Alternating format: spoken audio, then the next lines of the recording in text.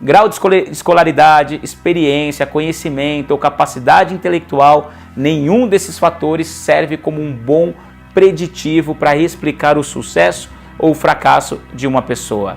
Vemos pessoas aparentemente brilhantes e instruídas lutando para sobreviver, enquanto outras que parecem ter menos habilidades ou atributos atingem o sucesso. E por que isso acontece?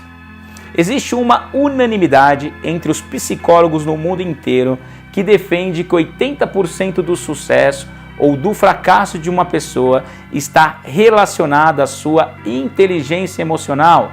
Ou seja, as pessoas estão fracassando em suas carreiras, em seus relacionamentos por falta de inteligência emocional. E o desafio diário de lidar de maneira eficaz com as emoções é crucial para a condição humana, porque nosso cérebro é configurado para privilegiar as nossas emoções. E funciona mais ou menos assim. Tudo o que percebemos pelos nossos sentidos, visão, olfato, audição, paladar e tato, passa pelo nosso corpo em forma de sinais elétricos. Esses sinais passam de uma célula a outra até chegar no nosso cérebro. E o problema é que no caminho eles passam pelo sistema límbico, onde as emoções são produzidas. E essa jornada nos leva a vivenciar as experiências pelas emoções antes da razão poder entrar em ação. A região racional do nosso cérebro não tem como impedir a emoção sentida pelo sistema límbico, mas as duas regiões, na verdade, se afetam e se mantêm em constante comunicação. A comunicação entre o nosso cérebro emocional e o racional é a origem física da inteligência emocional. Pesquisas feitas comprovaram que apenas 36% das pessoas são capazes de identificar com precisão suas emoções assim que elas surgem. A inteligência emocional é nossa capacidade de reconhecer e entender as emoções em nós e nos outros e de usar essa conscientização para gerenciar os nossos comportamentos e os nossos relacionamentos. Alguma vez você já agiu com total descontrole ou presenciou alguém nesse estado? Quando isso aconteceu, você ou essa pessoa foi vítima de um sequestro emocional, ou, em outras palavras, momentos nos quais as emoções assumiram o controle do comportamento dela e ela reagiu sem pensar. Normalmente, quanto mais intensas forem as nossas emoções, maiores são as chances delas direcionarem os nossos comportamentos, fazendo a gente se arrepender do que fizemos. E como acontece um sequestro emocional? Quando sofremos um sequestro emocional, nos encontramos reagindo de forma automática a estímulos tratados pelo nosso cérebro emocional. Inúmeras pesquisas afirmam que o nosso cérebro é formado por um sistema límbico, que é uma parte emocional, e por uma parte mais racional, a parte pensante, que é o nosso neocórtex. Acontece que o cérebro emocional, ou o sistema límbico, responde com maior velocidade, mesmo que geralmente suas respostas sejam menos precisas, porque não precisam passar por uma análise racional. Mas que estrutura é essa que examina o que acontece ao nosso redor? A resposta é a amígdala, que é uma massa com formato de uma amêndoa situada no nosso sistema límbico, que ela se encarrega pelo processamento e armazenamento das reações emocionais.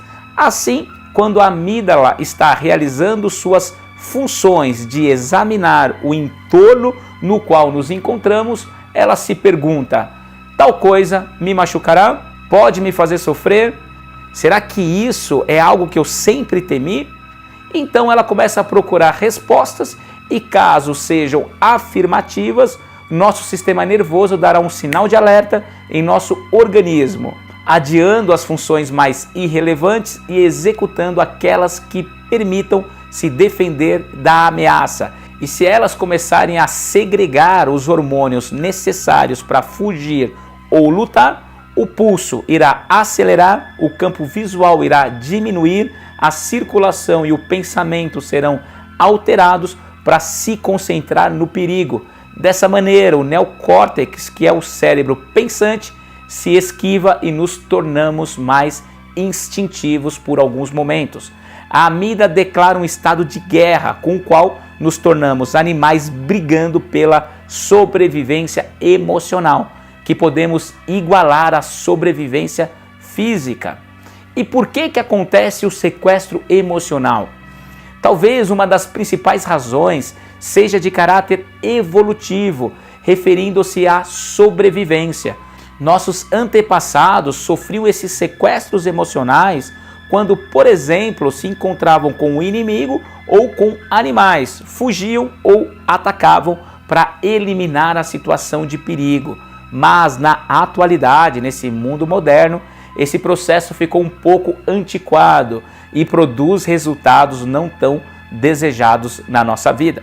Em relações humanas, quanto mais rápida é a emoção, mais inexata e vasta ela se torna. Nossa parte emocional nos prepara para respostas automáticas que antes tinham a característica de serem vitais, mas que agora nem sempre são positivas. Podemos experimentar tal situação em discussões de casal, como no ataque de ciúmes, por exemplo, ou em discussões com os nossos amigos ou familiares. Nessas situações, quando o sequestro emocional está acontecendo, toda a nossa atenção encontra-se concentrada em dar uma resposta à emoção, nos impedindo de concluir processos de reflexão da situação no qual estamos vivendo. Talvez seja essa a razão para que nossas respostas não correspondam com o que esperamos de nós mesmos. E aí só conseguimos analisar depois que todo o caos emocional passou. E como podemos controlar tudo isso? Na minha opinião, o grande segredo esteja em saber que antes do sequestro emocional é produzido um transbordamento emocional.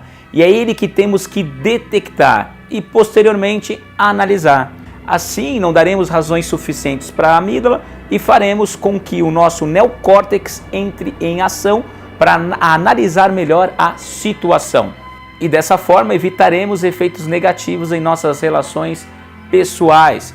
Por isso é conveniente descobrirmos os sintomas apresentados quando estamos agitados, ou seja, é momento de parar e observar quando as coisas não estão saindo da forma que esperamos, como gostaríamos que fosse ou como havíamos imaginado. Descobrir se estamos com sudorese, se ficamos com muito calor, se o nosso ritmo cardíaco acelera. Então, depois de identificar tudo isso, você precisa dominar, porque assim começaremos o processo de racionalização, evitando de certo modo a resposta instantânea. Por isso, atenção a todas as suas mudanças corporais, suas mudanças emocionais e físicas. Bom, depois de ter consciência de tudo isso e conseguir assumir o controle, a gente precisa então procurar uma válvula de escape da nossa emoção, para que abaixe toda a excitação, e devemos então tentar analisar o que nos levou a experimentar o sequestro emocional. E dessa forma estaremos mais preparados para situações inesperadas futuras.